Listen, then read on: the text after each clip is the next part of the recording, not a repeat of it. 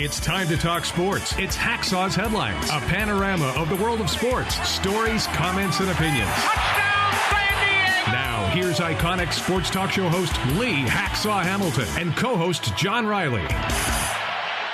Who wants to talk sports? We do. From San Diego in our studios here. Good afternoon, everyone. This is Lee Hacksaw Hamilton, along with my co-host, the venerable John Riley. We welcome you to our Thursday weekly podcast. John, we got a ton of topics on the table. We got baseball. We got breaking stories in the NFL. We got basketball, controversy in basketball. We got Tiger Woods in golf, and we're going to corner kick you a few stories out of the soccer world. Boy, there's a lot going on. Yeah, this is the high-speed sports wires run on an overdrive. It's just like 690, man, back in the 90s when I listen to you. We cover the whole world of sports. Now, before we get started, because we do have a bunch of topics on the table, just a reminder, we present an awful lot of data on our podcast, our regular Thursday podcast, the bonus podcast we do during the course of the week. I, of course, write on my website every night of the week. It's there the next morning. If you check it, you'll really like it. See the address up top, LeeHacksawHamilton.com. We also want you to share everything we do. Tell all your friends, regardless of what social platform you're on, about what we're doing with our Lee Hacksaw Hamilton Hacksaw's Headlines podcast. And by the way, we would appreciate a thumbs up, and John would appreciate a 5-star rating if you can on Apple. And John, when we get done, we also added something new called the Fans Forum. Just tell the people how they can be involved. Yeah, so first of all, you want to subscribe. You can get subscribe wherever you get your podcasts, Apple, Google, Spotify, or on all the platforms there. Be sure to subscribe on YouTube. And, Hacksaw is on all the social media platforms, TikTok, Instagram, Facebook, Twitter. So like, follow, share, and subscribe on all of those platforms. And, yeah, we always have the Fans Forum. We'll get you involved in the live stream here. But at the same time, we get our social media guys involved in this as well with some of their responses. So we always have a lot of good comments from the fans in the Fans Forum segment. And on the out-of-town scoreboard, we have in excess of 1,700 subscribers to our podcast. Yeah. So would you like to be 1,700? 1, 2, 3, 4, 5? Tell your friends, subscribe so you get the alerts. John, let's start. We got a lot of topics on the table. Okay. We got to start with the San Diego Padres. And I'm not sure. Is this team starting to come around now, Hacksaw? Here's an interesting stat before we talk about that specific topic.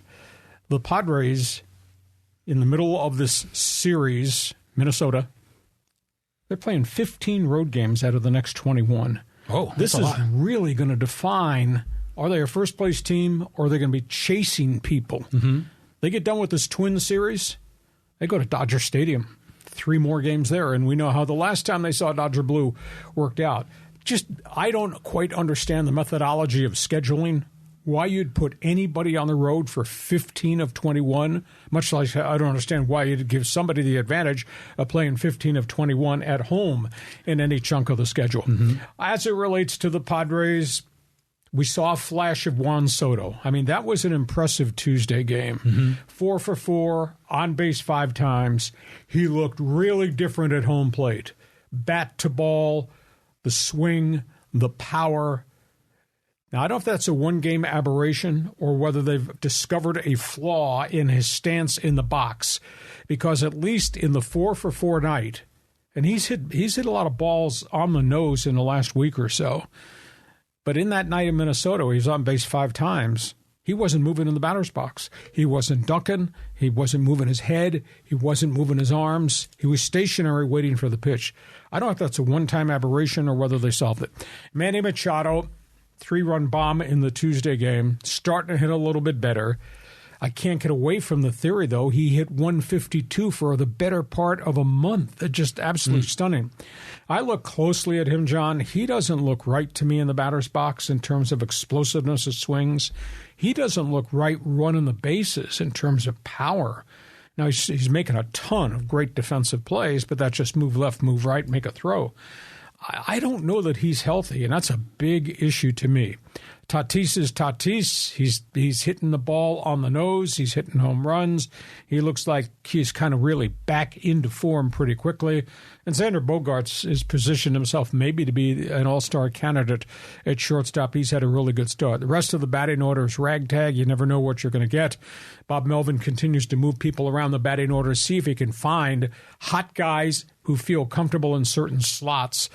We'll just wait and see. So what did you see in Soto? Your theory on health or not with Manny, and is El Nino? Well, they're coming around, and I'm starting to feel optimistic. As far as Soto goes, the exit velocity off the bat is up there. So, I mean, he's hitting it hard. So I think to your point, he's turning it around. I mean, maybe you should be the new Merv Retman of the Padres. Get you in the dugout coaching these guys. But yeah, Soto looks different. I think he's kind of figuring it out. Now, Machado is a different case. Machado can fool you visually, because he's so kind of cool. He glides. And so if you really look at his swing, it's not a violent swing. It's always a smooth swing. And he just hits it just right, and the ball takes off. And he's always susceptible to those sliders down and away, and that'll fool him. But they left some pitches up. He's starting to hammer those.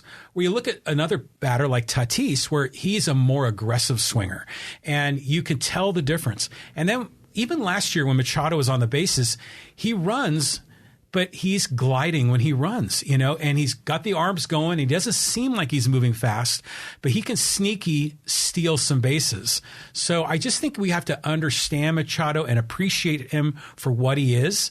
Is he hurt? Well, he had a little bit of a back kink like a few weeks ago, but I don't know what his status is now. We'll see as May marches to June. I mean, if they're still scuffling June 1st to be a 500 team, I'm not going to like that. And by the way, nice headline. They have to win with this roster. Their AAA roster at El Paso is 15-19. Their AAA roster at El Paso is made up of 16 street unemployed free agents. The latest is Jose Iglesias, former shortstop, Tigers, Angels, Reds, pretty good hitter over the course of his career, decent shortstop defensively, but on the other side of age 32. That's the makeup of the roster, and they have 17 street free agent pitchers on the El Paso roster.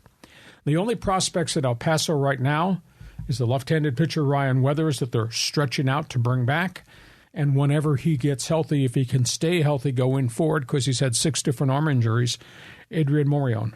That's it.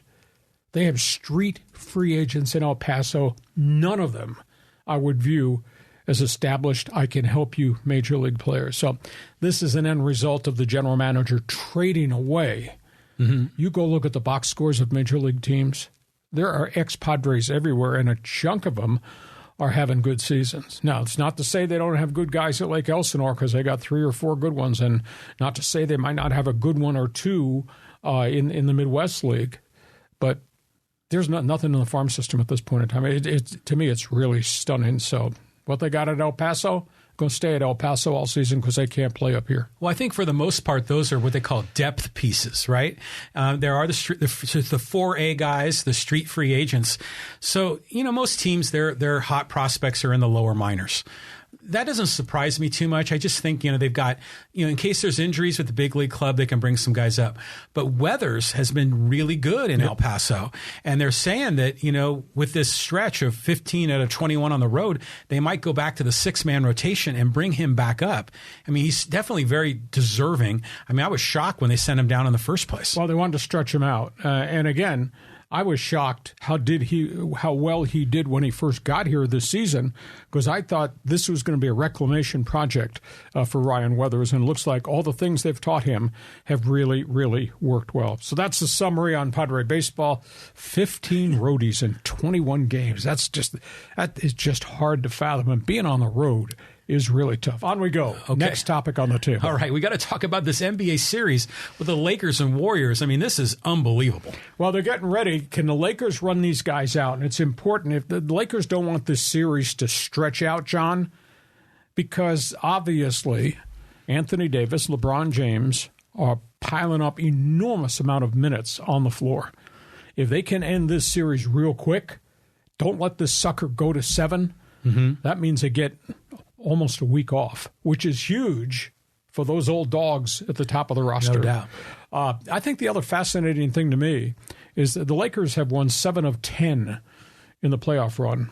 This coming right on the heels of them forging their way, forcing their way, dragging their way into the play-in series. Lakers are getting contributions from different guys on different nights. So I guess that's good that we can have a guy come off the bench and score 15 points in one quarter, as the Lakers got from Lonnie Walker. And I think it's good that Jared Vanderbilt gives them really valuable minutes in certain matchup situations that he can kind of dominate defensively. And it's obviously good that they're going to get some points off the bench from people like Dennis Schroeder and Rui Hachimura. If this continues the way it's continued and they can get rest between the series because they're winning these series early, I think the Lakers are an NBA Finals team. Now, granted, they're going to have to play the next enemy, and that might be Denver or it might be Phoenix, and those won't be easy series. But if they're rested while those other guys are grinding through 7-game beat your brains out series, that's a wild card thing in favor of the Lakers. So, I mean, to me, it's really impressive how it's, quote, finally come together post-trade deadline, and Darvin Ham just keeps pushing buttons, and right guy pops up, and here's Lonnie Walker hitting 4 shots in a row off the bench and scoring 15 in one quarter. Difference maker, just like all, the Hachimuras of the world, difference maker. So this is kind of cool. Yeah, Lonnie who? When he came out and he scored, and this is what makes a team great, when you have contributions from different guys every night. Because you can't depend on the superstars to have 30-point games all the time. These role players need to have their moments. So yeah, I think the Lakers are very well set up to go deep in this playoffs, even if they just barely snuck in. Because when you've got LeBron and AD, I mean, anything can happen. Well, those guys playing 42 to 45 minutes a night, that's a lot of wear and tear on guys with 100,000 miles on them. Quick comment on Golden State. They've had a phenomenal run under Steve Kerr, the Splash Brothers, etc.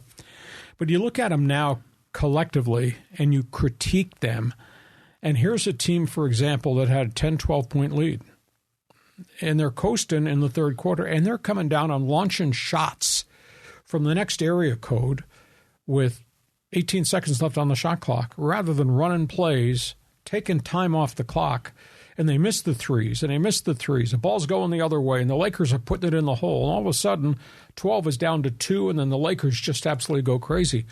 So Golden State's methodology that used to work with the Splash Brothers doesn't seem to be working right now because everybody's missing threes. They're undersized in the paint. They're having a really tough time with Anthony Davis. And they do move the ball, and they do want to force tempo, but, man, they turn it over an awful lot. So I just don't know that this is the same Golden State team that we said, wow, look at how great this group has become, because it's just not working now. I'm kind of, and Kerr is one of the bright, smart guys in the league, and I just sit there and say to myself, can't you control this? Can't you make it fit better so you're not burning all these leads and burning up your great star players? Yeah, it makes you wonder, because it's like those role players. Because you roll the clock back 5 years ago. I mean, Durant was on this team, and they've had other really great players that have complemented the Splash Brothers and Draymond. But their game is that tempo, that extra pass to get guys involved. But they are getting a little long in the tooth. And I think, Draymond Green kind of wears on the refs, wears on the fans. And he's one of those players, is he one of those players where you're happy he's on your team, but you hate him if he's on the other team? Yeah, but he's also a little bit high maintenance, I think. You need to draw the line. Don't step over the line, Draymond, because it's going to have a negative impact on who we are and what we're trying to do. Yeah, but still, Curry is just so special to watch. Oh, yeah. I mean, just the way he plays the game. I mean, he can hit the impossible shot. He can drive the lane and flip it over his head. He had that one behind the back pass that was incredible. So that guy is brilliant. But I do think they fall in love with the three. You get Jordan Poole in there. He thinks he's Curry version 2.0. He starts launching it. So sometimes I think, they should rethink things. They don't have the bulk to go up against the Lakers. But if they have that fast pass, move that ball around, they can find the man in the open spot. Okay, let's talk about the other NBA series here out west. This has really been good basketball. This has been angry basketball. This has been intense basketball. This has been wild three-point shooting basketball. That is Devin Booker. That is NIKOLA JOKIC. We're talking Denver, Phoenix. Sucker should go 7. It's exciting. You never know from one night to the next. Booker is another version of Steph Curry. His ability to make plays, make everybody around him better, his ability to take it to the hoop and convert, his ability to stand outside and drill it. What a tremendous player. He is averaging, John, 36 a game in the playoffs. Wow. And Kevin Durant is averaging 34 per game in postseason. And I'll say this, Durant has really struggled to get his 34 points per game because they have defended him, they've banged him, they've doubled him a lot. He still makes a lot of shots. He does make a whole pile of passes. But those two guys are just dynamic. But they don't have enough. I mean, now they've lost Chris Paul again, and off the bench, I don't think Phoenix is that good. Jokic, to me, is such a unique specimen. You look at him and say, he doesn't jump. He's rather big and slow, but the guy is averaging 34 points per game, 13 rebounds per game, and a pile of assists per game, and he just piles a lot of minutes on that body. I mean, he's a really good player. Now, granted, they do have some explosiveness with Michael Porter and Jamal Murray. Their bench is a little bit thin, but Jokic is such a unique guy. He just tied the NBA record that Wilt Chamberlain set, the most double-doubles in a career in the playoffs. Wow. He's got 10 going forward. So he's a tremendous player. But you look at him and you say, nah, it looks like he's big and slow. Yeah. Yeah, well, he puts up a lot of big points and gets a lot of rebounds and makes a lot of big passes. Well, I think a lot of these European players that come over, they play a different brand of ball. They're not just the post-up player, want to do the sky hook. They are distributors. They can play a point forward when necessary. And I think Jokic is one of those kind of guys. But I don't know, I just love seeing the Suns and the Nuggets. I mean, for the longest time, it's been Lakers Warriors.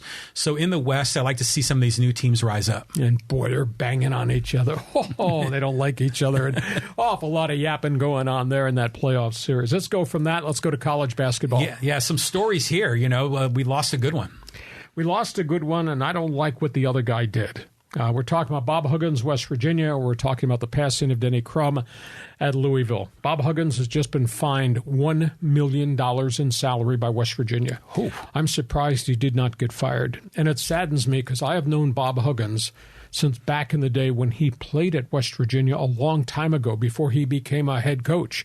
And the great things they did at the University of Cincinnati to resurrect the program that was once famous for Oscar Robertson and Jerry Lucas and those guys. And then what he's obviously done for the Mountaineers.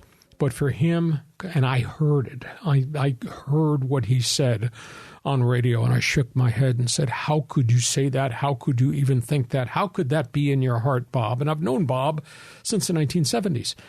I mean, he used 2 homophobic slurs in one sentence, and then he defamed Catholics. So my statement is, if you're in Morgantown, West Virginia, and you're the president of WVU, which is the most important thing in the state aside from the coal mines, you need to send Bob Huggins to get counseling. Bob Huggins needs to have some form of testing for substance issues. Nobody in his right mind should ever use homophobic F words and denounce the Catholic faith. He was making reference to Xavier University's fans. It was really deplorable. Why would you do that? Please tell me that's not in your heart, because it sure came out of your mouth. I was really disturbed, and I like Bob, and I've known him a long time. Denny CRUM, legendary coach. I don't think he ever got the national due that he probably deserves. If I mention great college basketball coaches to you, you're probably going to yell Bobby Knight, Coach K, John Wooden. Yeah, I mean, there's a whole bunch of them. Yeah. Denny CRUM, UCLA guy, went to Louisville, 2 rings, been in the Final Four 6 times, 24 years out of his 32 years in the NCAA tournament. Made Louisville a national power. He's just passed away. Phenomenal guy, tremendously respected, low profile, maybe a little bit like Coach K at Duke. in terms of personality. Really neat gentleman. And he did a great job, and he retired early, and he stayed there, and he's done phenomenal charitable things across the state of Kentucky. But Denny CRUM has passed away. His career record, let me get this right, it's absolutely amazing. Career record, 675 and 295. That's at the That's at the other basketball school. That's not the University of Kentucky. At Louisville, think about that. So he's winning 3 out of 4. 675, 295. That's incredible. Yeah, I mean, what a guy. Yeah, I don't think he ever got the true scope of national recognition that it maybe deserved, but nice man. So your reaction, what happened in West Virginia, what happened in Louisville? Well, the West Virginia story is a real head scratcher because I had heard, I haven't listened to the actual quote, but I saw an article that was written that said that Huggins sort of fell into the trap of being like he was talking with the boys, and he let the filter go down and he started, dropping these bombs. But it's just weird, like, first of all, you got to know your audience and your place and what you're saying. But it's also weird that some people are wired that way where they have these two personas that, when the microphone's not on, they're saying a lot of garbage. And when the microphone's on, then they clean it up, which makes you wonder, to your point, counseling, what does he really believe and what does he think? And especially in the year 2023, I mean, come on, man. So that is really disappointing. And, West Virginia is a very conservative community that they're not going to want to put up with anti-religious slurs either. So like you said, I'm surprised he kept his job, and people have been fired for much less. On we go. All right, before we move on, because we're going to start to talk about some NFL stories here. Thursday podcast, we have a Monday bonus podcast. We invite you to subscribe so you'll get the alerts because we do a lot of unique things the other days of the week as part of our podcast. And if you like sports, if you like what we did on Sports Talk Radio, you're going to like my website. You need to check it out, LeeHacksawHamilton.com. You get the best 15 minutes in sports. It's all written. Takes you 5 minutes to read it. You get Hacksaw's headlines. You get my one man's opinion column, and you get to take part in Hacksaw's mini poll. And we invite you to tell your friends, share all this stuff with everybody that's part of your team. And don't forget, we'd appreciate a thumbs up, and John would appreciate you giving us a 5-star rating. That's right. To just push along the success our podcast is having. Yeah. I mean, all the support we can get is great. I mean, we love it. The subscriber base is building, but this Monday bonus podcast is pretty much every Monday. And I love it. I just love what we're doing here. And it's nice to see a lot of the fans, really enjoying it. Okay, let's move on. National Football League, because there's some unique things happening. Yeah. I mean, I've been seeing this in the news. There's going to be a new day of football in November. Well, National Football League announcing its schedule Thursday night, tonight. NFL is going to play 5 games in Europe. There's going to be 3 games in London. Jacksonville Jaguars are going to be part of that. Mm-hmm. There's going to be 2 games in Germany. They are negotiating to maybe put a game in France, possibly in Paris. I would assume that there's going to be a game down road a couple of years from now in Spain. Did not go back to Mexico City this year, but they've had great success when the Cowboys go into Azteca Stadium. So they just continue to spread. So the schedule comes out on Thursday. NFL's schedule will be not only Sundays, not only regular Thursday night football, not only the Heritage Monday night game, but obviously now there's going to be a Black Friday game. The day after Thanksgiving, the NFL will play a game on Friday. I'll be fascinated to see the marquee games, how many times you and I have to watch Aaron Rodgers in the New York Jets. We'll get a heavy dose. I am disappointed because I've gotten leakage of some of the games in Europe. The Chargers have not been invited to play any of the games, the 5 games in Europe, which is kind of surprising because the league always likes to put hot young quarterbacks abroad. Mm-hmm. I thought that maybe the Chargers would have gone in that direction, but that did not happen. One other thing that's really interesting, as we grew up and as we watched NFL football, the Fox NFL package was always NFC. Yeah. CBS was always AFC. Not anymore. Now it's going to be thrown into a pot, and who knows where the Charger games will be. Interesting. You add into that, Amazon now has the Thursday game streaming. So that's a different subscription. And, of course, we've got Sunday Night Football on NBC, and we've got Monday Night Football on ESPN. But the league, they haven't rationalized why, but I'm sure there was pressure.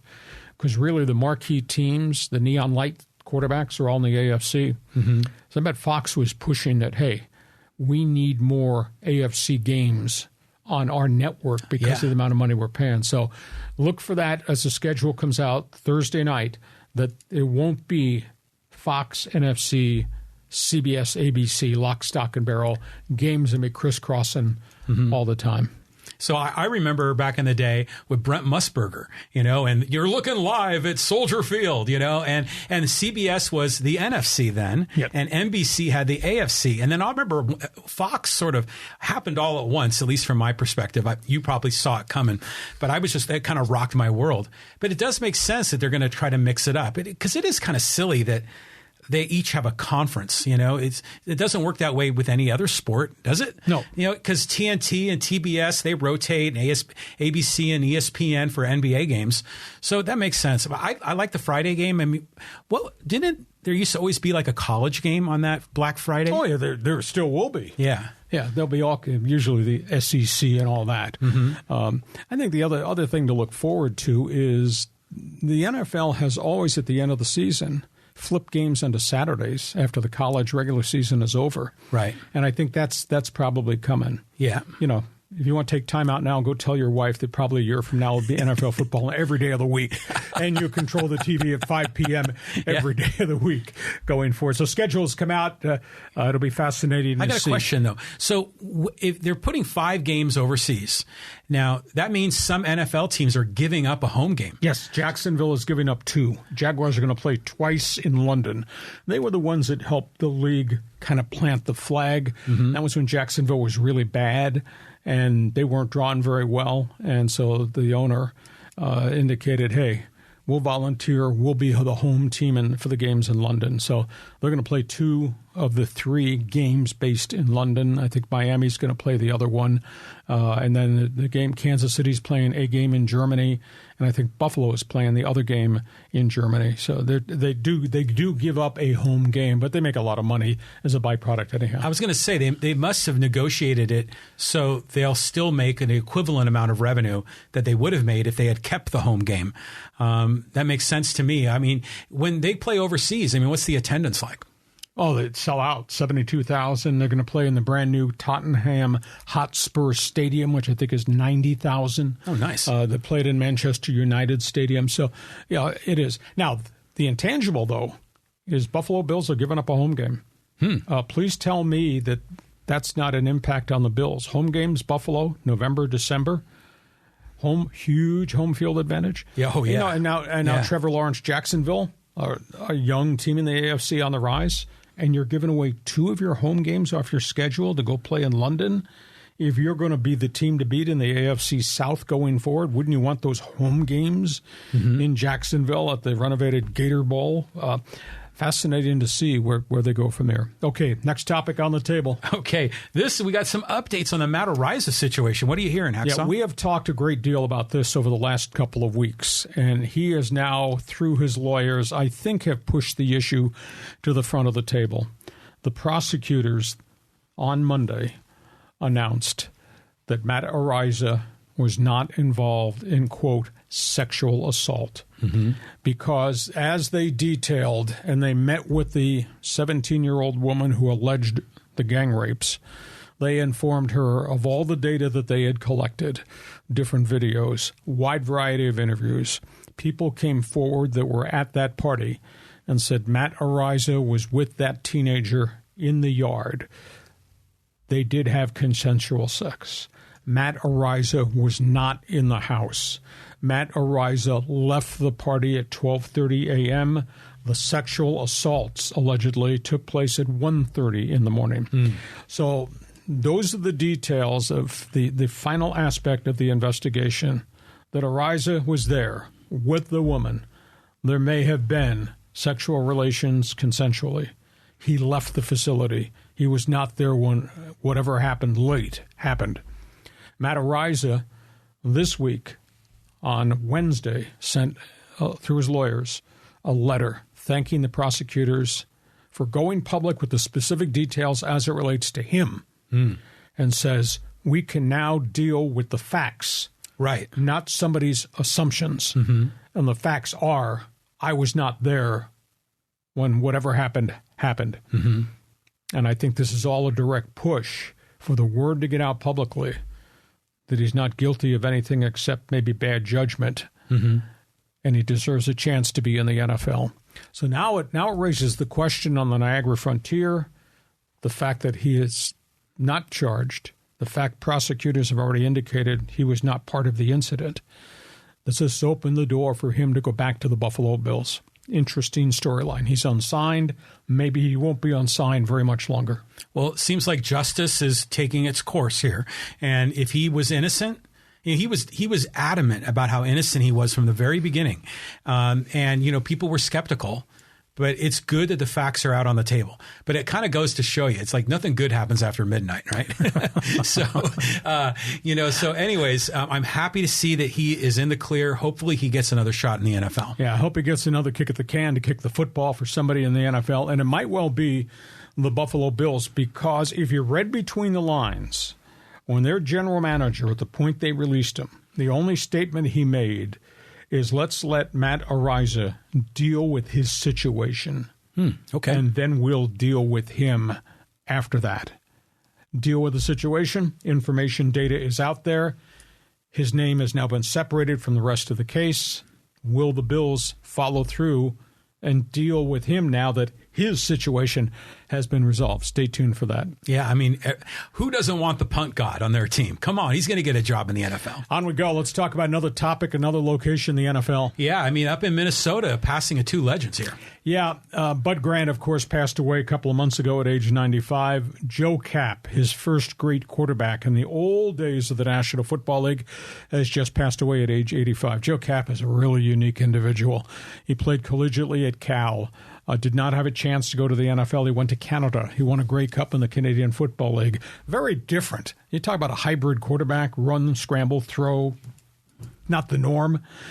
Joe Kapp played really well in Canada, came across the border right after Bud Grant, who was in Canada and won Grey Cups, came across the border. They linked up in Minnesota together. Joe Kapp was the quarterback when the Minnesota Vikings went to one of the first Super Bowls ever. They got beat up by Kansas City, but they went. Bud Grant, of course, wound up going to the Super Bowl 4 different times over an 18-year career with the Vikings, although he was 0-4 over the course of his career. But these two guys were linked forever in terms of popularity because they kind of planted the purple flag in the Twin Cities. So, and then when Joe Kapp's career was over, he played Vikings and he went to New England, finished up, came back. He went back to college, got his degrees, became the head coach at Cal Golden Bears for a couple of years. Kind of a very unique personality, but pretty good football player, and obviously quite a name that people recognize. So he just passed on right after Bud Grant had passed on. Well, I remember in the 70s when I first started following the NFL, one of the Raiders were in Super Bowl 10 against the Vikings, and that was Fran Tarkenton. So when did Joe Kapp finish his career? It must have been in the early 70s? Yes. Yeah, he was in Minnesota for, I don't know if he was there 4 or 5 years, then Tarkenton showed up. And then Joe went on and played a couple of years with the old Boston Patriots, New England Patriots. But eclectic guy. I interviewed him once. What's the favorite phrase? Out there? Okay. He was out there. Okay.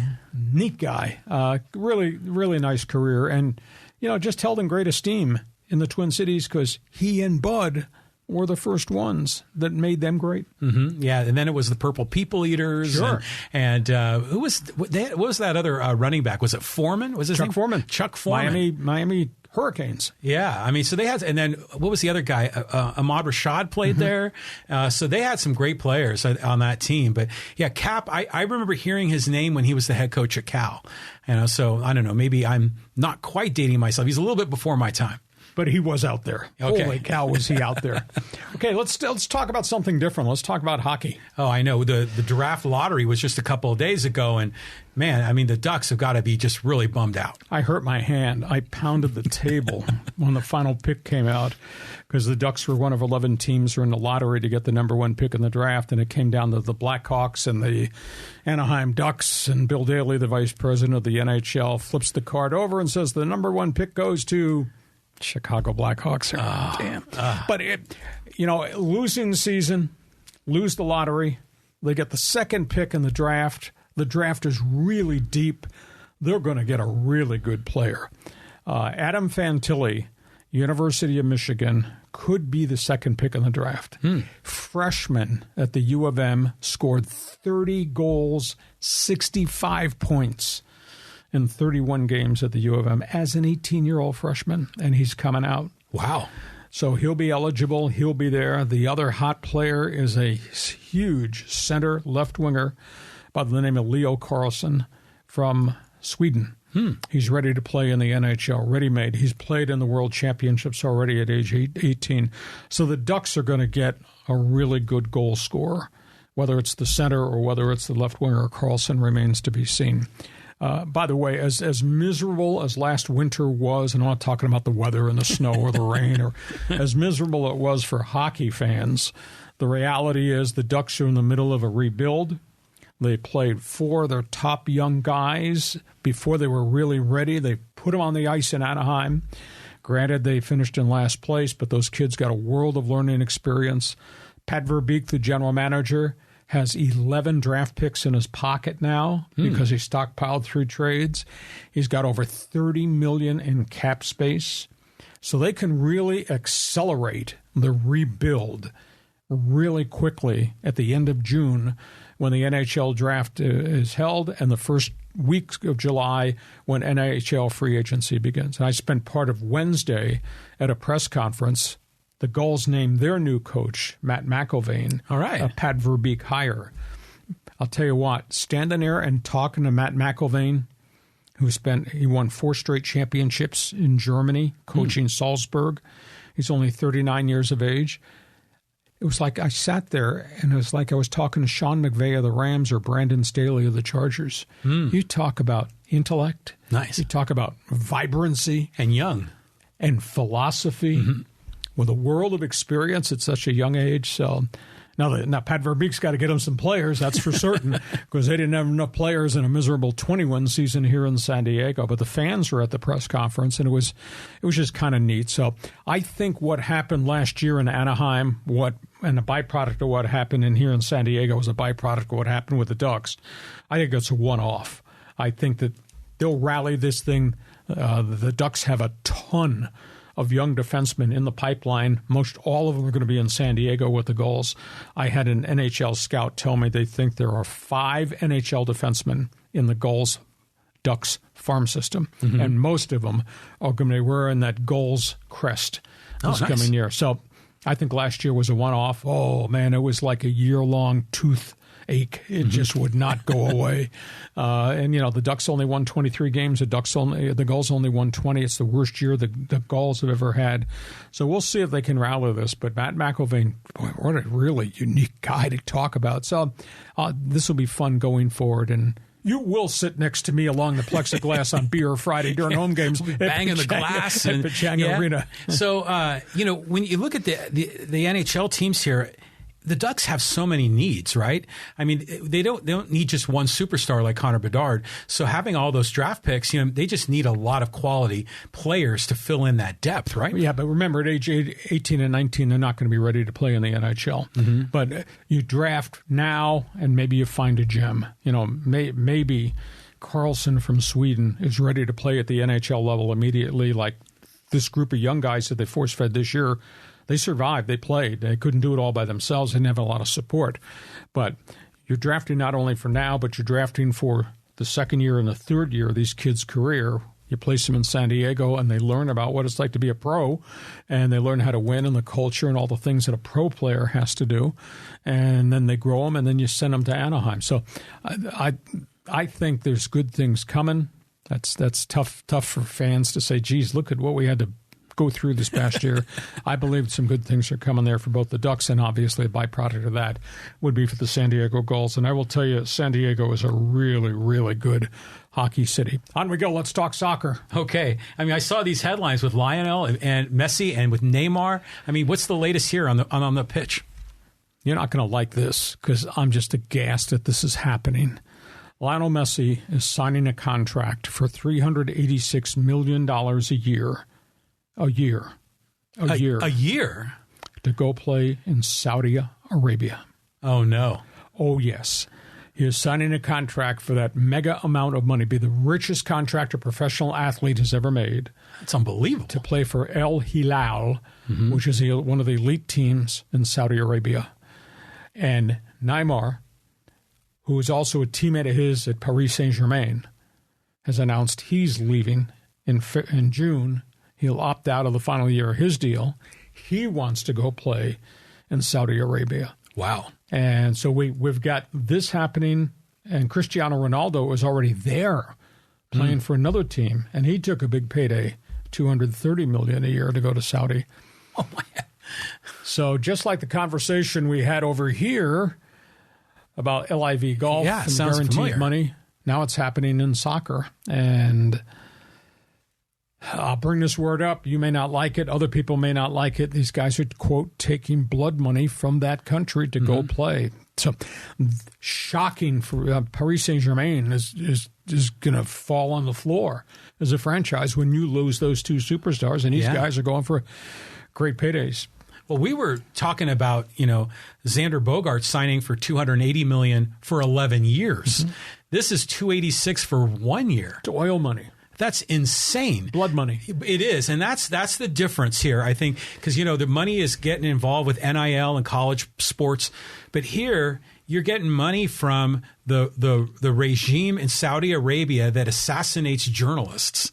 This is where it's crossing that line. Normally, I can't blame a person for getting a pay raise, a really big pay raise.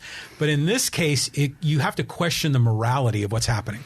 Well, I mean, I don't think that anybody is forgiven, as much as I like Phil Mickelson and Dustin Johnson and those guys, has forgiven them for what they did. And as much as soccer fan may love Messi and Neymar, where are they going and how are they getting this money and what does the money represent? And that to me is that's a big turnoff. But that's the latest story there in soccer. And the other factor in the equation, still to be delivered, is another part of the story, John. If these guys leave, what's to prevent the Saudis from making runs at elite players in the English Premier League, the best league in the world? Yeah. Could happen. We shall see.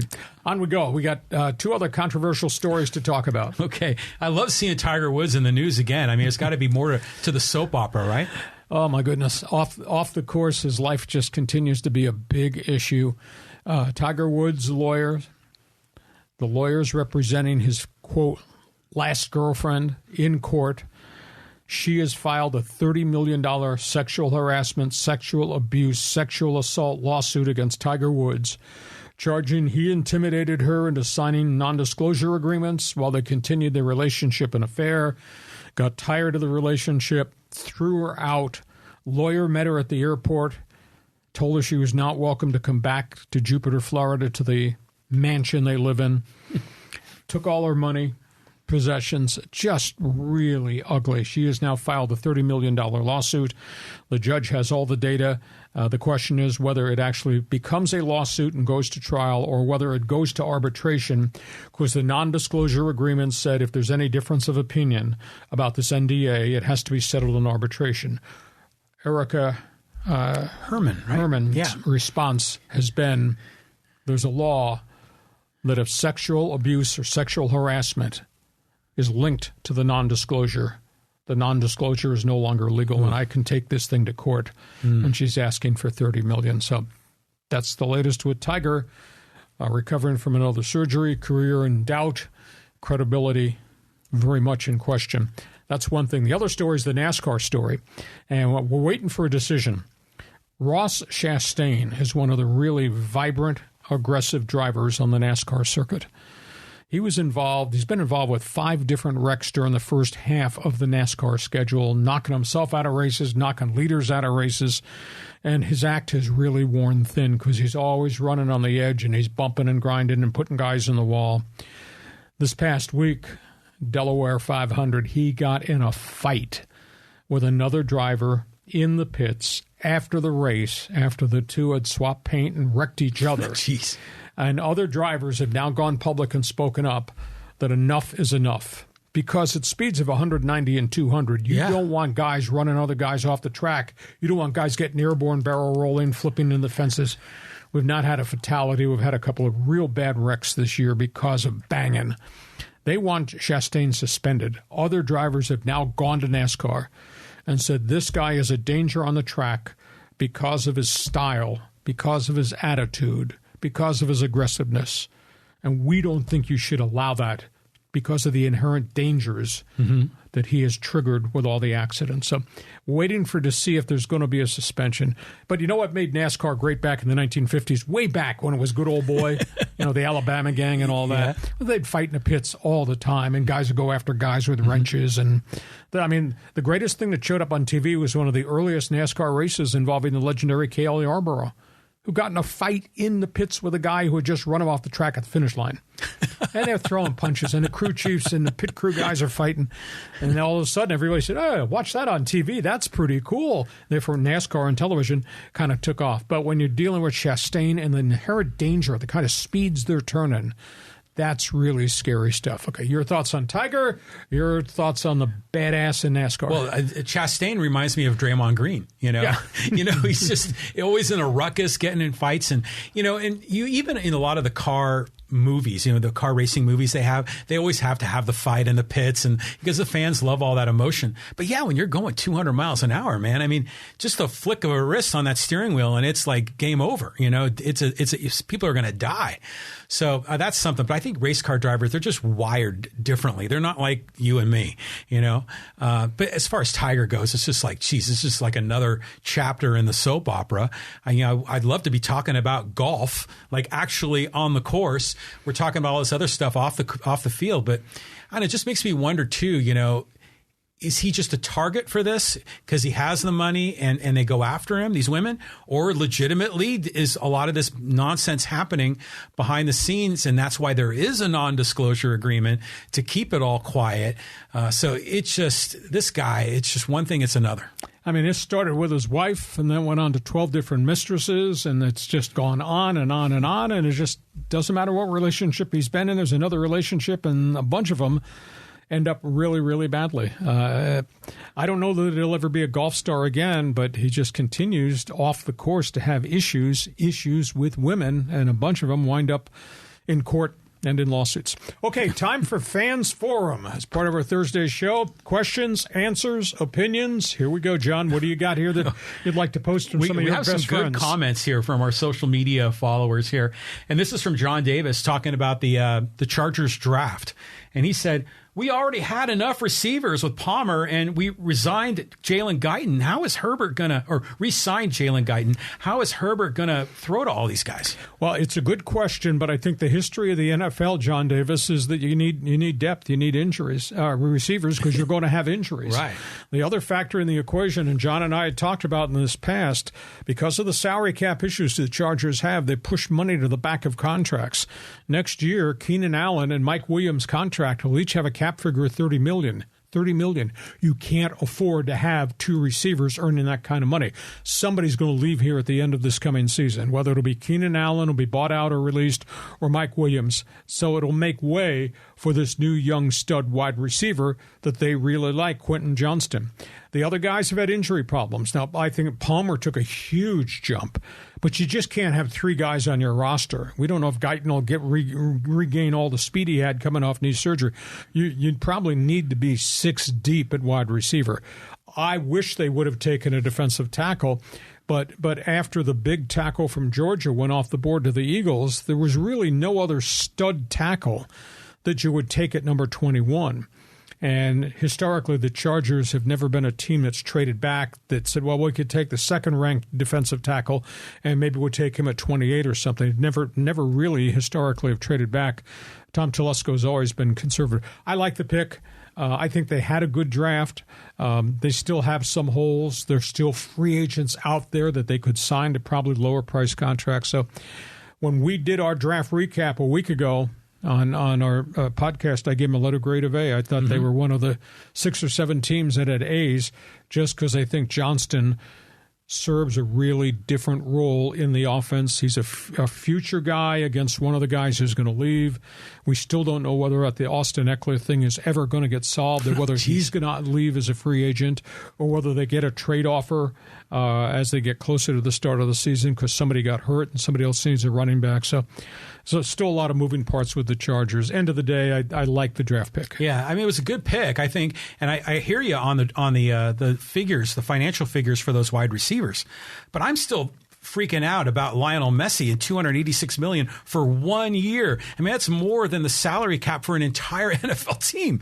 And I digress, but the Chargers still blew that game against Jacksonville, and the bottom fell out. They couldn't stop the run. So you got all these receivers, but what are they going to end up winning games like 49-42? Is this going to be a shootout every week? Well, Justin Herbert's got the ability to probably do that, and maybe they wind up having to do that. I mean, keep in mind, what's your mailing address? AFC West. Who's in the AFC West? That guy, Patrick Mahomes. Oh, yeah. So you just may have to average 50 points a game. It won't be 50, but there will be shootouts. I thought it was a good trick. Okay, next comment. All right, next comment. This is from MH on the YouTube channel. Hey, big win for Japanese baseball. Trevor Bauer got barreled by the Yomiuri Giants. Well, so they lost a game. He lost a game. He's pitching once a week there. He had dominated his first 2 starts. He had 3 minor league starts in which he was really dominant.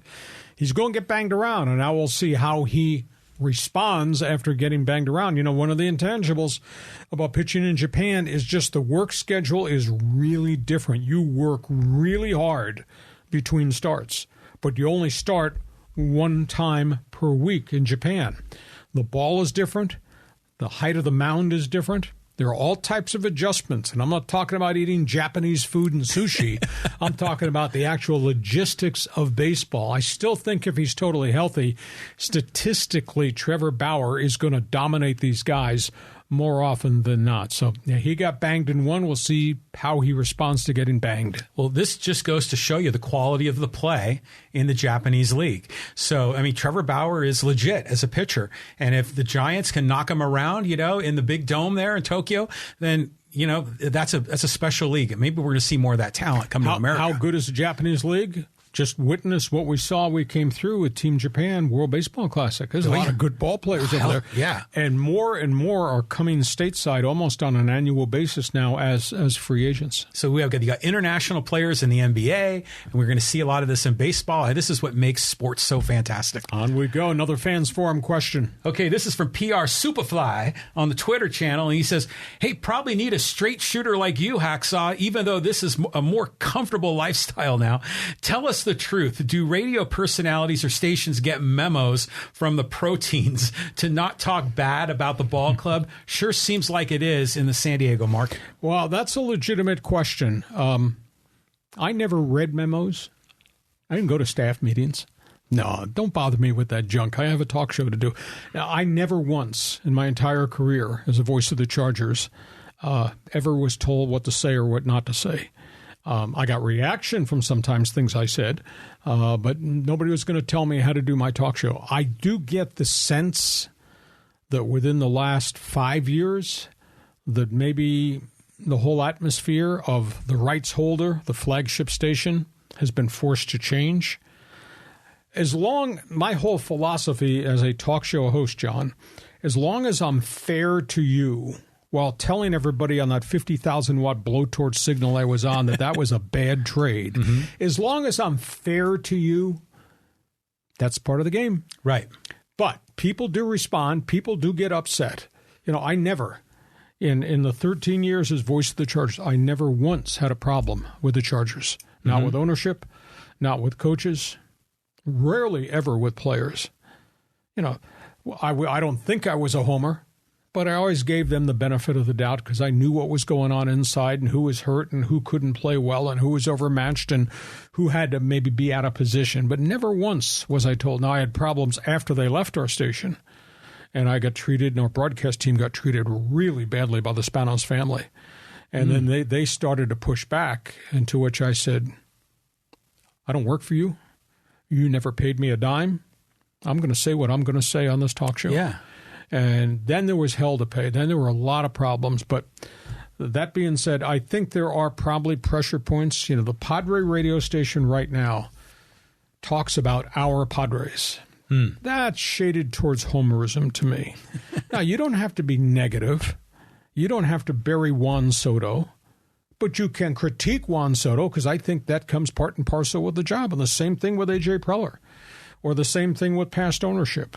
Now, maybe there's a lot of pressure points now that weren't there 5 years ago and when I was doing talk show radio. The worst ownership in Padre baseball was Tom Werner and the group of 15, whose first words after they took over the franchise were fire sale. Well, they deserve to be roasted and criticized and ripped. But see, when you got competing radio stations and one of them's a rights holder, they may handle the hometown team a little bit differently than the other one that no holds barred. And that just comes with the equation. And I always took the philosophy in dealing with the Chargers, we're paying you a lot of money to put these games on the air. We do a really good job in our game day broadcasts and all of our NFL coverage. We're paying for the right to say what we believe in. And with rare occasion were there problems at 690 with Chargers. Now, it came from other talk show hosts who were making rather bold statements. Everybody does their own talk show differently. So That's a really valid question. That sure sounds like a really good topic in a letter to the editor of the Union Tribune about what is the responsibility.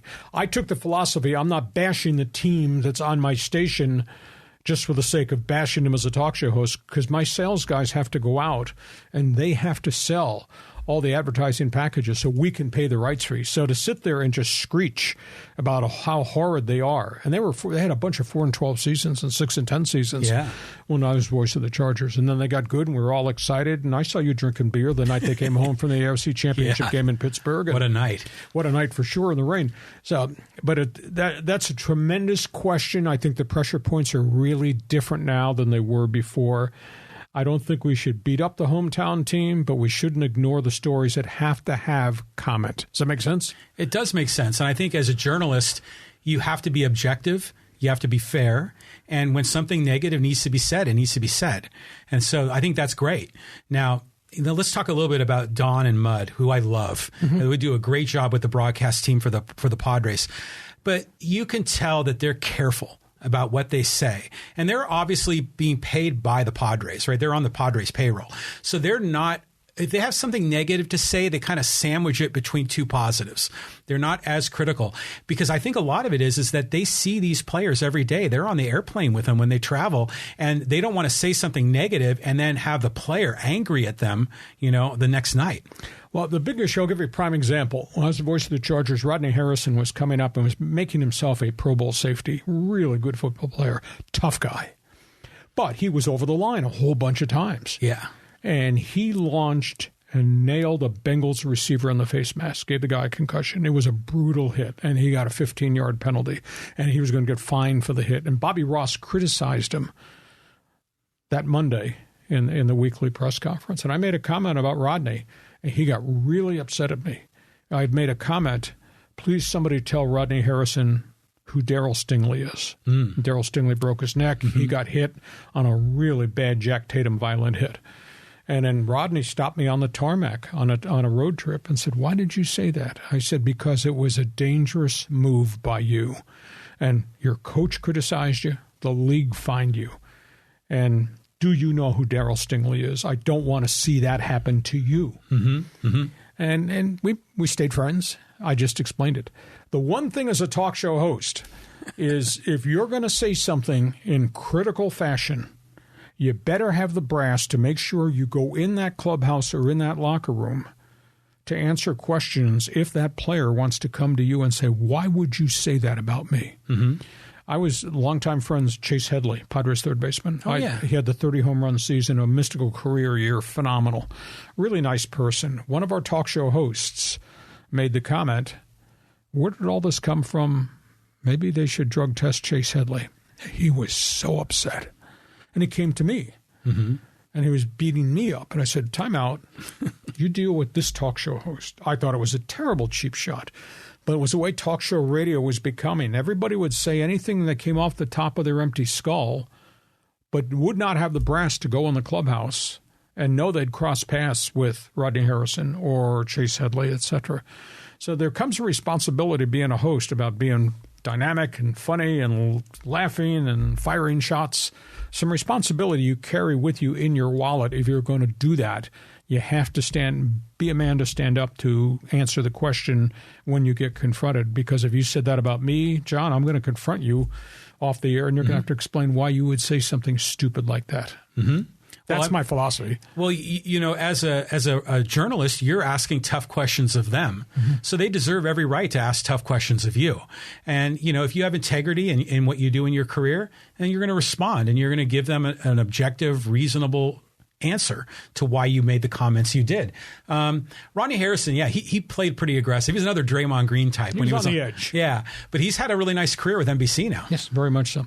That's a real valid question. Thanks for joining us. Got one more you want to throw up here before we wrap up Fans Forum? We want to talk Raiders here? We got another Raider comment here. Do we have to? Go ahead. From John Hopkins, and he says, hey, to be honest, it was going on before Gruden returned there. Can I say Jamarcus Russell? And they'd not have had that much to cheer about except for Gruden since the 1990s. Of course, I thought Gruden ran Tony Dungy's Buccaneers team into the ground after inheriting it. They fell apart quickly after that Super Bowl win. The Raiders have a lot of legacy and heritage, but sometimes I think history stifles them. Well, history and heritage is still in the back closet with a dented trophy with dust on it. More recently, no. I made a comment on a talk show in Las Vegas, and I got really upset at me. They had me on talking about the move of the Raiders, and it was exciting. And the new stadium, and the city is exploding with enthusiasm. And, it's obviously become a mecca of pro sports and building stadiums and arenas and franchises going in. I made the comment, do you people in Las Vegas know what you're getting? And the host said, what are you talking about? I said, do you know that team has a composite record of 90 wins and 182 losses in the last decade in Oakland? That's what you're getting. And I said, I'm sorry, with apologies in advance. You may call them the silver and black, but until they start winning, I'll continue to call them the silver and bleak. Well, I mean, they did sign up for getting Raider Nation and all the, their fan base, which is an eclectic bunch, to put it politely. But Vegas has to be excited to have an NFL team, of course. But yeah, there's a lot of baggage that comes along with that Raider brand. Yeah, Raider Nation out of jail on bail. Call now. Hey, listen, we hope you've enjoyed our regular Thursday podcast. We're here most every Monday for bonus podcast. Next Thursday, we're going to do something different. We're going to go into the best of archives. We're going to do a history of sports talk radio in San Diego next Thursday. John's putting the package together. We'll talk about how I got here, who we are, why we do what we do, and who you can blame if you don't like it. But you followed sports talk radio for a long time. We created it. We invented it. We're very proud of where it was. It's very different now. But the history of sports talk radio next Thursday, a week from today, on our regular Thursday podcast. John, have yourself a great sports weekend. Yeah, looking forward to all the great games. And yeah, the history of sports talk is going to be a lot of fun. Thanks for being with us. You have yourself a great sports weekend, too. Thanks for joining us again. Subscribe. Tell everybody about it. Hacksaw's Headlines. Join us again for Hacksaw's Headlines on YouTube, Facebook, and Twitter. And find the audio version on your favorite podcast apps. Touchdown, San Diego! For more content, go to LeeHacksawHamilton.com.